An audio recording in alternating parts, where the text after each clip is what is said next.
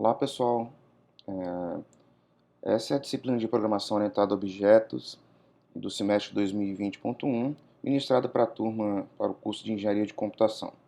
Eu sou o professor Lincoln Souza Rocha e nessa aula a gente vai falar um pouco sobre o que vai ser a disciplina, né? Apresentar para vocês os justificativos, os objetivos, a ementa, qual vai ser o conteúdo detalhado que a gente vai ver ao longo desse período. Como é que vai ser o formato das avaliações, como é que serão os nossos ambientes virtuais de ensino-aprendizagem que a gente vai adotar na disciplina e a bibliografia que a gente utilizou para construir o material que iremos utilizar durante essa disciplina. A programação, de uma forma geral, né, a programação de computadores, ela representa uma componente muito forte na atualidade, né, onde ou tudo é, né, software ou é controlado por software. O que eu quero dizer com isso? Né?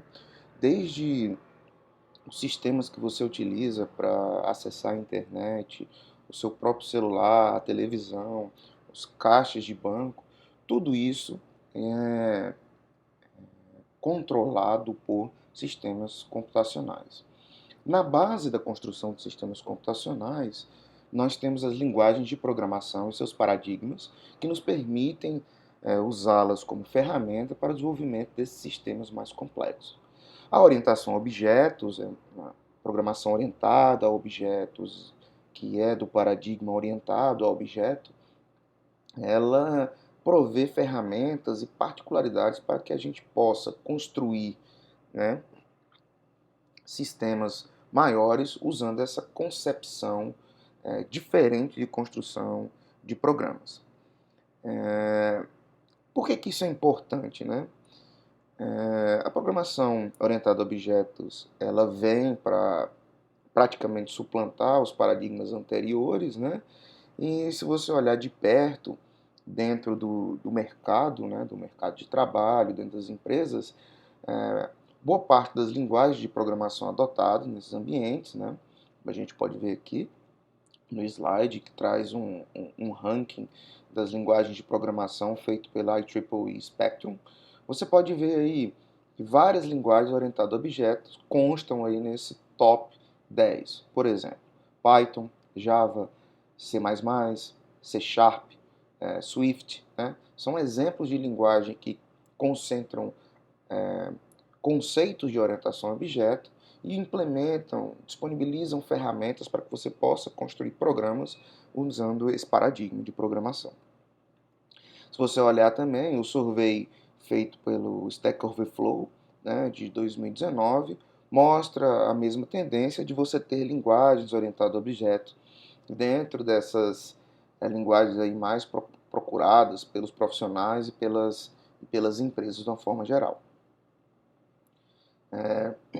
Se você considerar também as preferências, né, considerando as linguagens de programação mais amadas, digamos assim, ou que as pessoas têm um bom sentimento quando lembram delas, também aí você vai ter alguns exemplos de linguagem de programação orientada a objeto, como Python, Kotlin, Swift, né, e C Sharp, aí, como a gente pode observar.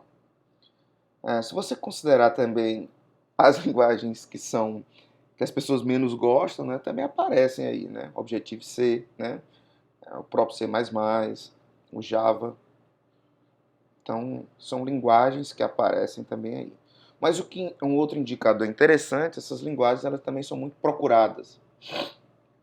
Quando a gente fala procurada, a gente está remetendo ao mercado de trabalho, ou seja, as empresas que buscam profissionais que conhecem linguagens. Então, por isso, de maneira prática e objetiva, faz sentido, no curso de graduação, vocês terem contato com uma linguagem de programação que incorpora esse paradigma, esses conceitos da orientação a objeto. Assim sendo, né, o objetivo principal desse curso, né, é, obviamente, apresentar os princípios, né, da orientação a objeto, de forma que esses conceitos eles fiquem bem sólidos, né, na cabeça de vocês e que seja possível, obviamente, usando alguma linguagem de programação, implementar programas orientados a objetos. Tá, ok? Resumindo, o objetivo desse curso é você aprender a fazer programas orientados a objetos, ou seja, entender como funciona a programação orientada a objetos.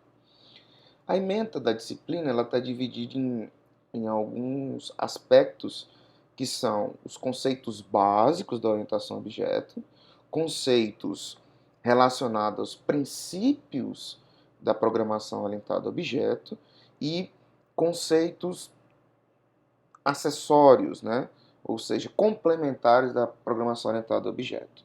Os conceitos fundamentais, elas envolvem o conceito de classe, objeto, atributo, método, instanciação, que a gente vai ver com mais detalhe ao longo da disciplina. Herança, polimorfismo. Os outros os conceitos que têm a ver com princípios de design estão relacionados em como a gente usa essas definições, esses conceitos de classe, objeto, atributo, método, instanciação, para unir isso daí de tal forma que eu consiga construir programas que atendam critérios de qualidade. Né? Então, essa é a nossa intenção. Por fim, para além dessa habilidade de juntar as coisas, né, para construir programas orientados a objetos, a gente vai entender também como é que eu poderia trabalhar os conceitos de entrada e saída, né, tratamento de erros, obviamente usando a linguagem de programação orientada a objetos. Então, basicamente, o panorama é esse, né, que a gente vai abordar na disciplina da ementa, né, como vocês podem ver aí. Nós optamos por escolher a linguagem de programação Java, por ser uma linguagem como exemplo, né, para as implementações dos conceitos de orientação a objeto, por ser uma linguagem amplamente difundida no mercado, tanto no mercado quanto na academia, e não requerer nenhum dispêndio adicional de custos para a universidade.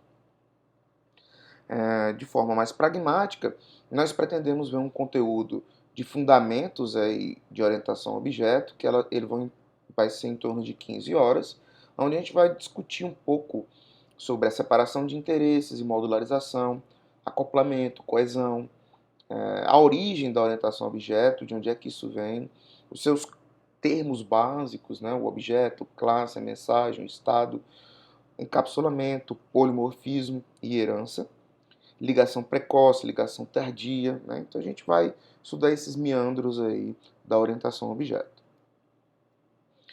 A outra parte a gente entende como sendo a solidificação desses conceitos dentro de uma linguagem de programação, então que envolve muita prática, né?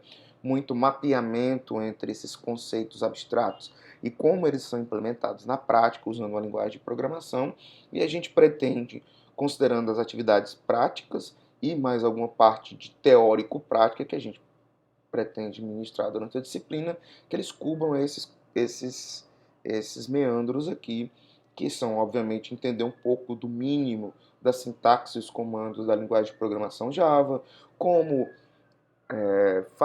usar os blocos de construção do Java para você construir classes, objetos, definir atributos, métodos, obviamente como funciona a herança e polimorfismo dentro da linguagem Java, e aprender a usar bibliotecas de classe que a linguagem Java já disponibiliza para construção de programas. A outra parte do conteúdo, né, que a gente chama um pouco mais avançada, a gente vai conseguir lidar aí um pouco com o tratamento de erros, né, com entrada e saída, construção de interface gráfica e, obviamente, estudar alguns casos, né, entender como é que algumas aplicações funcionam. Dessa sorte, a nossa metodologia ela se divide em 50% em encontros virtuais e 50% em atividades práticas, né? Esses nossos encontros virtuais, eles serão através de videoaulas como essa que você está assistindo e, obviamente, encontros virtuais síncronos, né? Onde nós faremos reuniões com dia e hora marcado e, obviamente, vai ser no horário da aula, para discutir, tirar dúvidas sobre temas, né, e questões outras do conteúdo. E 50% nós teremos atividades práticas, como já é previsto na disciplina. Nós teremos o que nós chamamos práticas de programação, que são atividades onde eu disponibilizo através de uma plataforma de ensino, né, de ensino-aprendizagem, o Rapplet. Eu vou falar dele um pouquinho mais à frente, que é um ambiente onde as práticas serão feitas. Então, as oficinas de programação, além das práticas, né, elas também são atividades onde vocês vão ter que ir lá na plataforma e fazer algumas atividades de programação. Porém, as oficinas de programação, elas terão limite de tempo para fazer. Então, elas serão síncronas. Como assim, professor? As atividades, elas estão previstas para acontecer num período de tempo, no horário da aula, sob minha supervisão. Então, você vai ter aquela atividade, durante aquele período você tem que fazer uma tarefa, e naquele período você vai ter que submeter a resposta para aquela tarefa, através do ambiente de programação Rapplet. Sobre as avaliações, sobre a avaliação, ela vai conferir dois aspectos, né? A avaliação de aprendizagem. Nós vamos ter avaliações online, né? Que basicamente serão provas, né? Onde vocês deverão responder a questões, né? Que eu irei apresentar, obviamente, em um período fixo de tempo. E isso na primeira parte. Na segunda parte, para cada prova, né, para cada prova de cada aluno, um representativo daquelas questões que ele respondeu, né, que o aluno respondeu, ele vai ser arguído, né, para certificação de que você realmente se dedicou a entender aquele conteúdo e responder aquela questão. Então, isso é a primeira parte da avaliação. E a segunda parte da avaliação trata-se de um projeto final, né, que os alunos deverão se reunir em grupo, né, para desenvolver um pequeno sistema, né, de porte médio, usando os conceitos da programação orientada a objetos vistos durante a disciplina, né, e dessa forma vocês vão entregar esse projeto, e esse projeto vai ser avaliado sob alguns critérios que, no tempo apropriado, eu irei descrever. Então, na avaliação final, né, no final das contas, a média final de cada aluno, ela vai ser composta pela média dessas avaliações parciais, né, essas que são pergunta-resposta, né, formulário que vocês vão responder online, e vai ter aquela segunda verificação de arguição. Vai ser média das oficinas de programação, então aquelas oficinas de programação que também terá tempo mínimo, né, para você fazer e enviar a resposta, contará. Obviamente as avaliações de aprendizagem, né, a média dessas avaliações de aprendizagem, elas vão valer 50% da nota. A média das oficinas de programação, elas vão valer 20% da nota. E a nota do projeto final vai valer 30%. Okay? Assim, né, se você conseguir uma média, né, superior ou igual a 7, então você está aprovado por média ao final da disciplina. Se não, você vai fazer uma prova final, né, vai precisar fazer uma prova final para recuperar essa nota.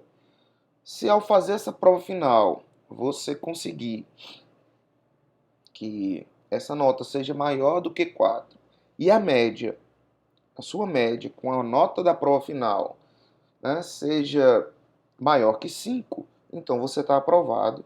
Mas caso contrário, você terá a oportunidade de me encontrar no ano que vem.